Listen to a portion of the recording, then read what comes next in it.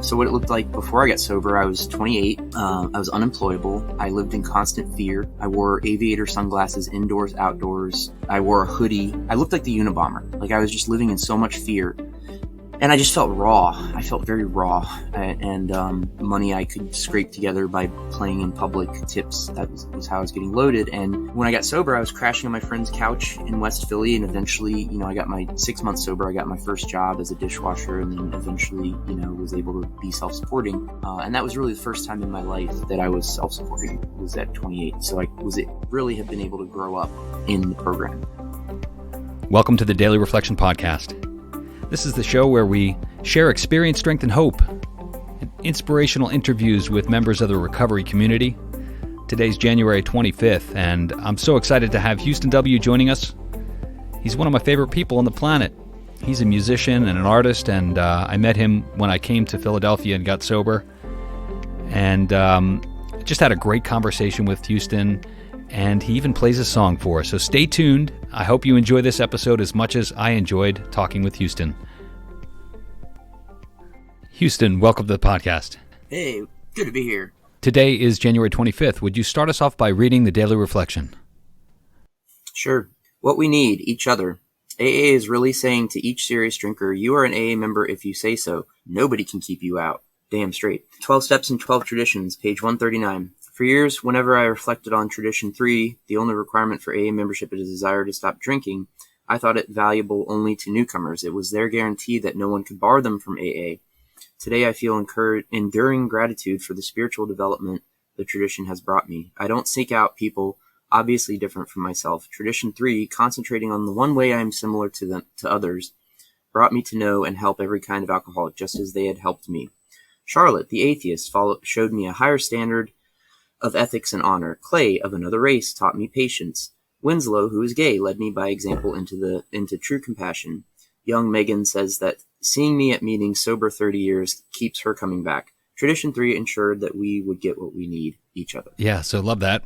Tradition 3 says the only requirement for membership is a desire to stop drinking. So what does that mean to you, Huston?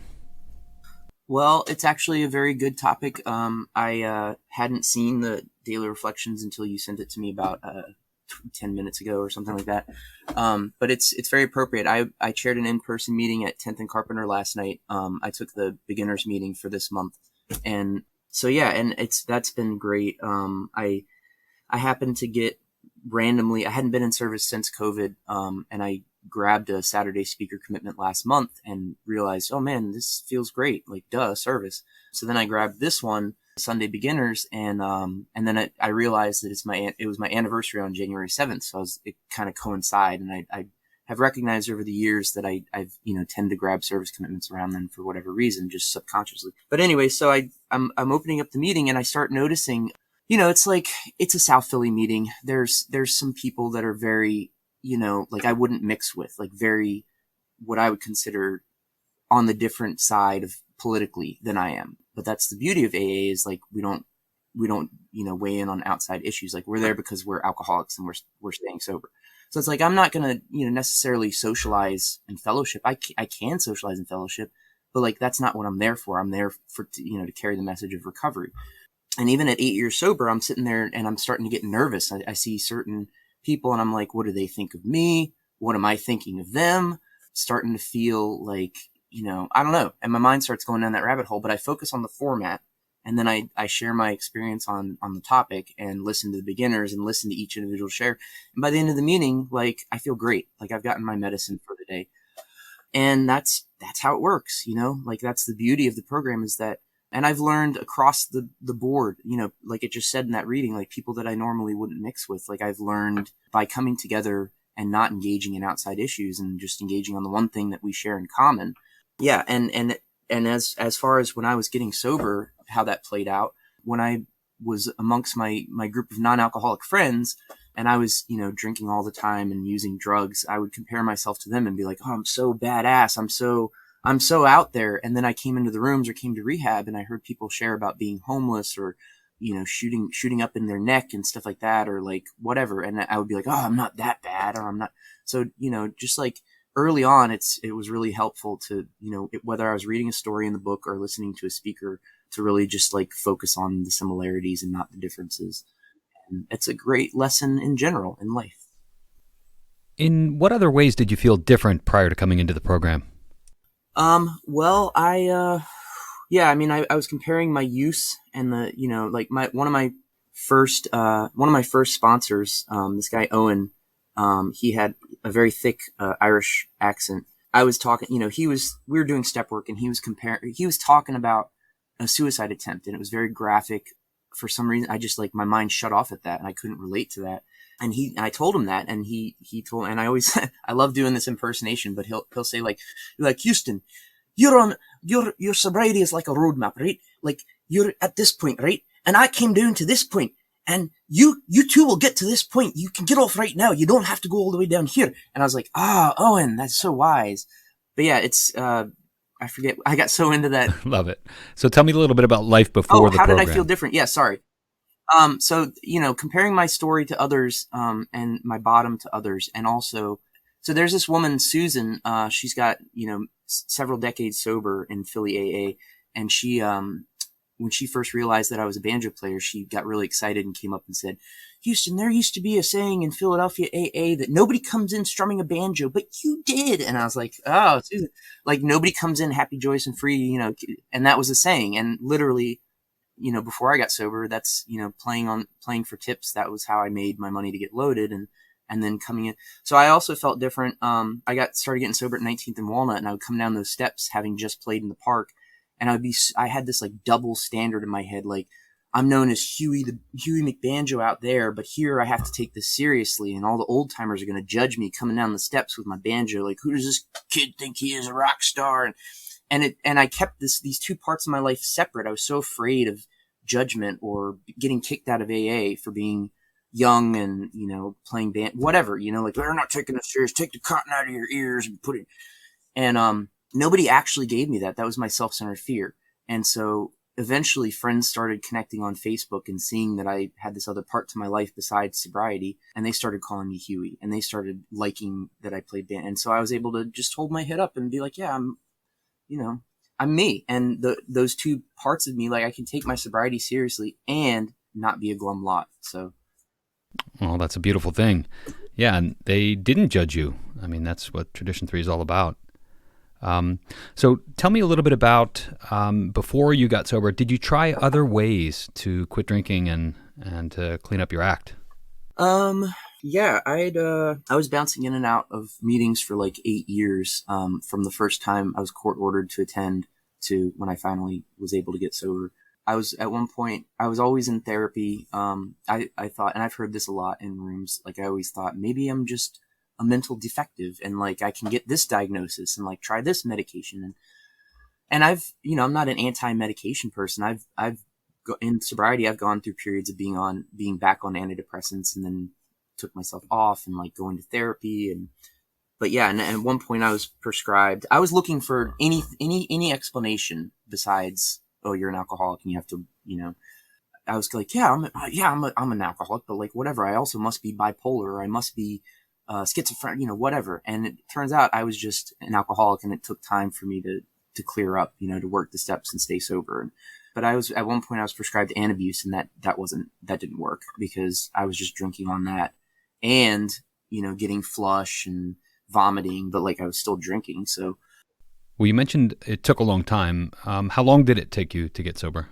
Yeah, I was bouncing in and out for probably 8 years or so. And, I guess leading up to when I got sober this time, I guess I started taking it more seriously, bit by bit. And then, also another thing, in my early 20s, just to remind myself how dead serious I was to quit drinking, I had tattooed an X on my hand. I was like, this will remind me never to drink. And then that didn't keep me sober. And then years later, I tattooed a bottle on my ankle with an X on it. And that was supposed to remind me. Surely that kept you sober.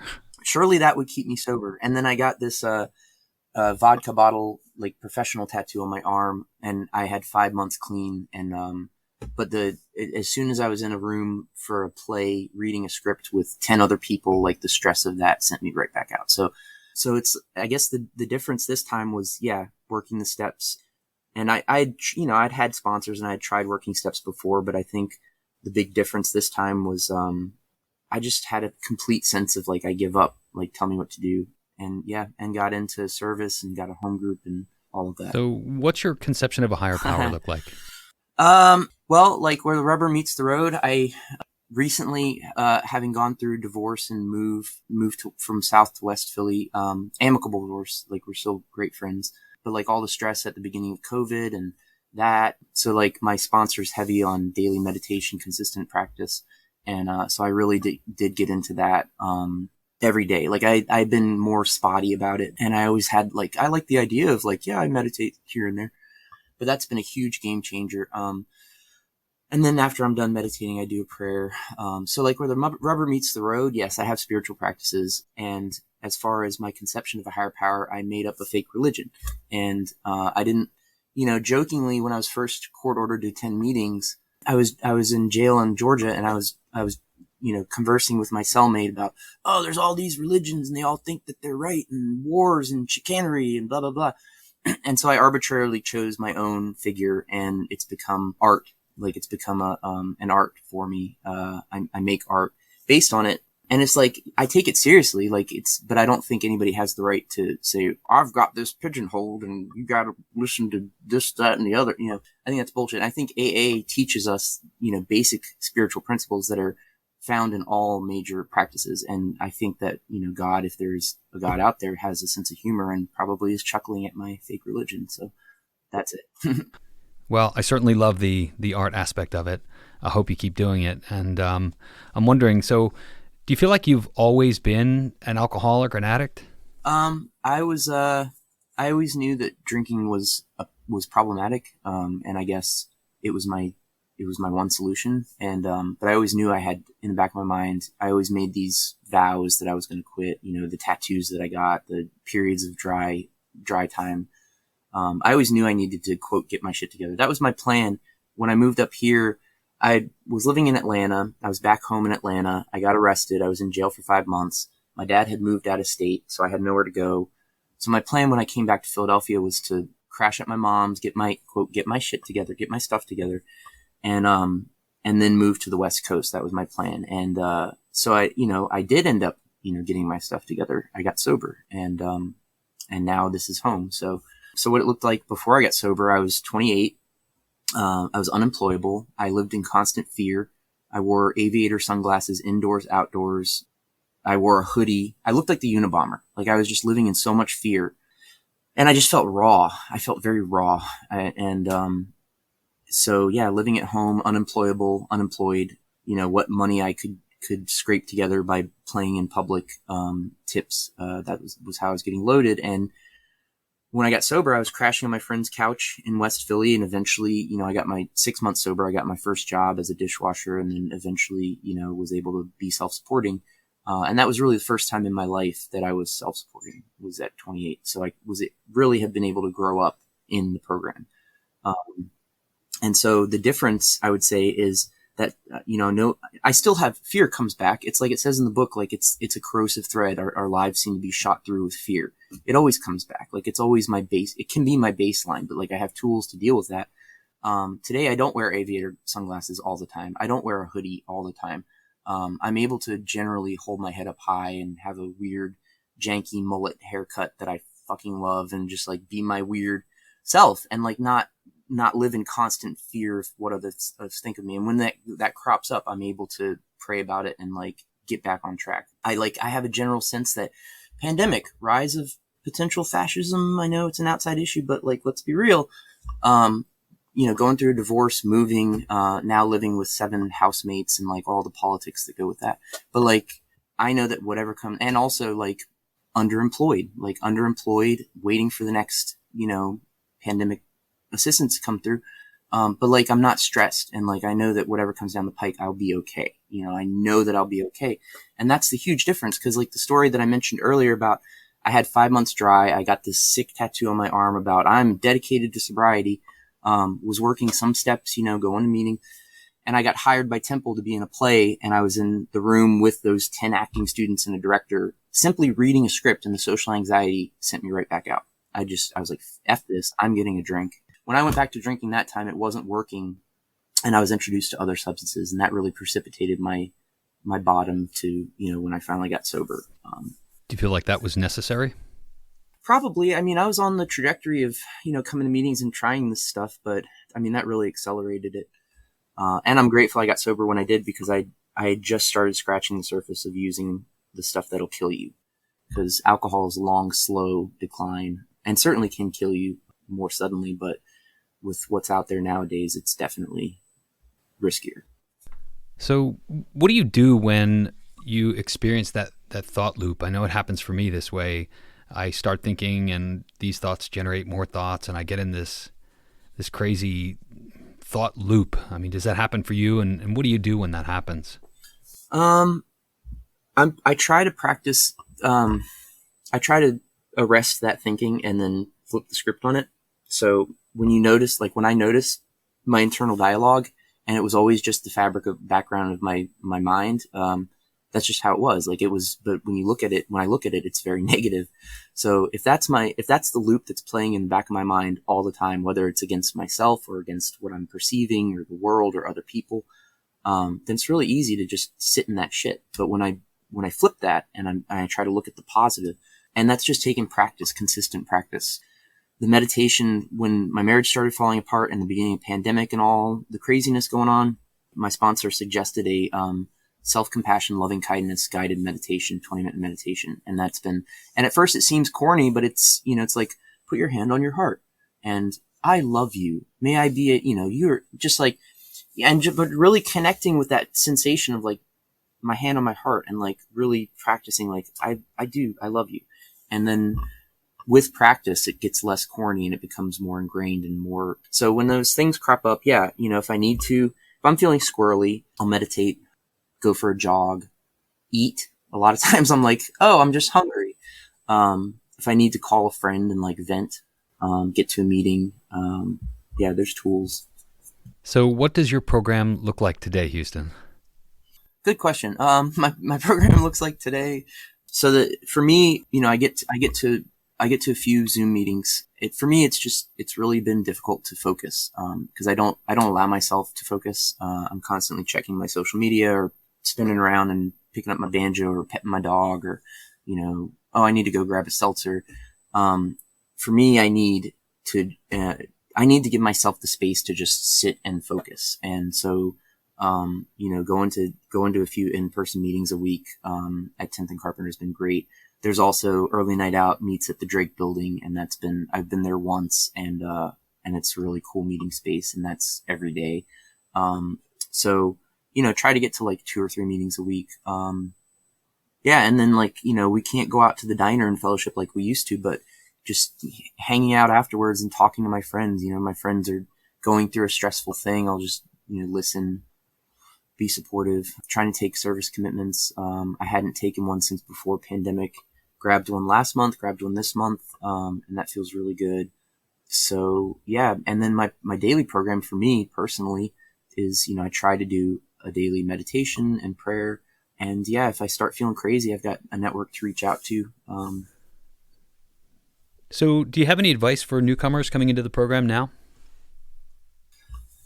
Yeah, I would say keep showing up, get to, whether you're doing in person or on Zoom, keep showing up, keep raising your hand, letting people know who you are, where you are. Get those connections, like start forming those connections and start utilizing them. If nothing else, getting to a meeting and just raising your hand consistently lets people know that you're new and what you're going through. And then when they don't see you, they'll be more likely to reach out, because it can be, like coming in, I'm so full of self. Like, I'm like, oh, everybody notices me or thinks I'm weird, or like, and honestly, like, when you keep coming around and you see people, fade off and you don't know what happened because they never raised their hand. It's like, oh yeah, I do remember that person vaguely. Whatever happened to them? I don't know. So it's really important because it's a disease of isolation. So as soon as I always had the merry-go-round. I always equated it to a merry-go-round of my active drinking and drugging.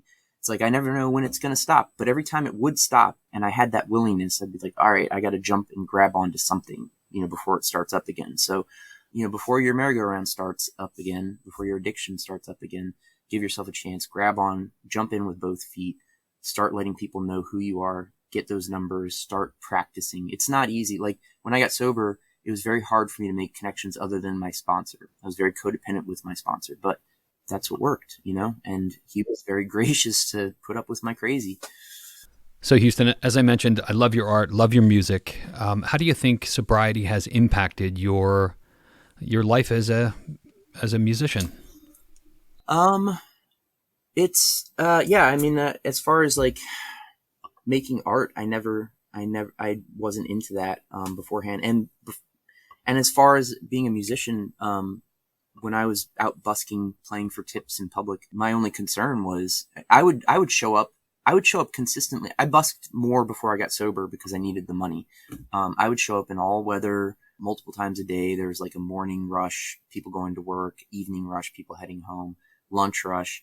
So I was probably out playing more, but I was doing it with resentment. I was like, I would notice people that, that maybe somebody would like give me a thumbs up and be wearing a nice suit. And I would think to myself, like, I can't buy drugs with that thumbs up, but I wasn't enjoying, and today, like I play because I love to play. And so, yeah, I can make money doing it. And, as in sobriety, I've been able to grow, as a musician and have a band and like share more, like collaborate more. It's not all just about me.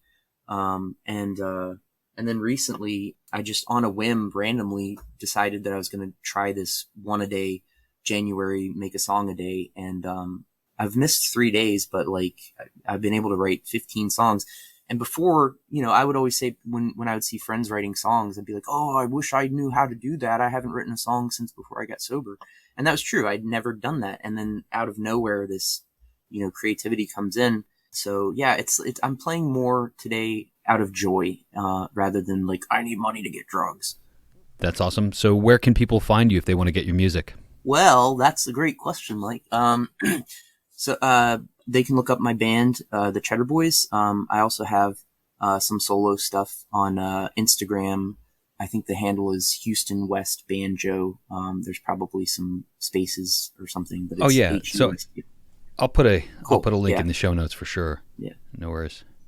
Okay, so big ask. Would I be imposing if I asked you to play a song? Absolutely not, Mike. It's not like we talked about this beforehand.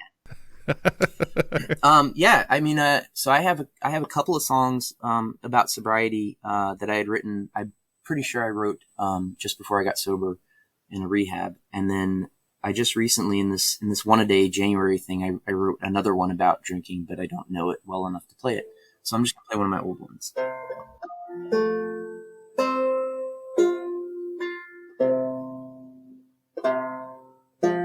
You can edit out the tuning too.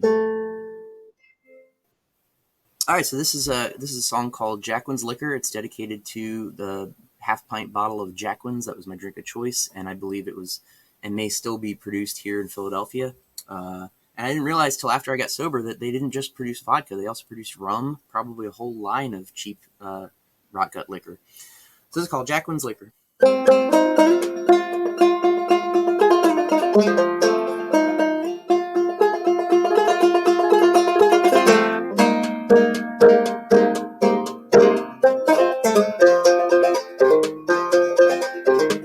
I went down to the bar room. What did that barman say? Said I went down to the bar room. What did that barman say? Well, he said, move along, young man. Get drunk another way.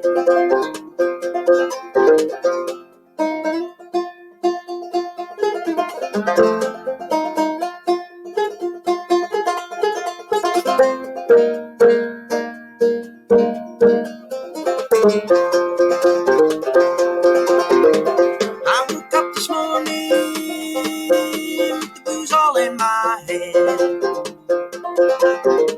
So I came to this morning with the vomit in my bed.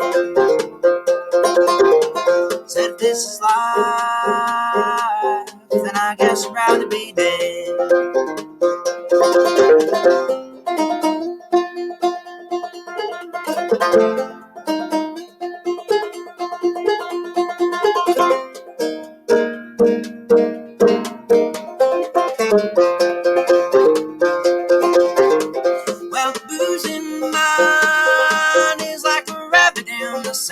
I said the booze in mine is like a rabbit in the size, with a hound dog chasing, well, he's fleeing for his life.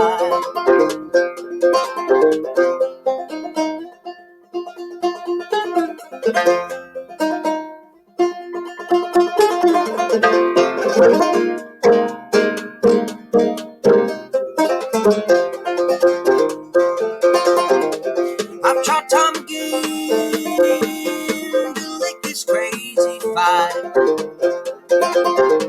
I've tried time again to do my mama right. Next time trouble comes around, I said I better not get tied. Yeah, right.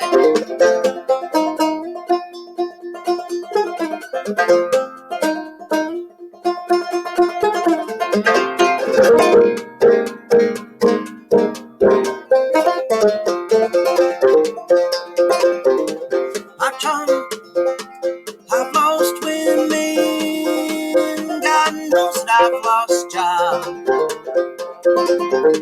Said I've lost women, God knows that I've lost jobs.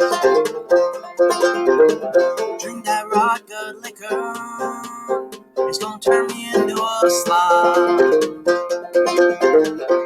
Oh, alcohol, why do you do me so? I said, alcohol, why do you treat me so? Well, another man drinks, he doesn't mind upon the floor.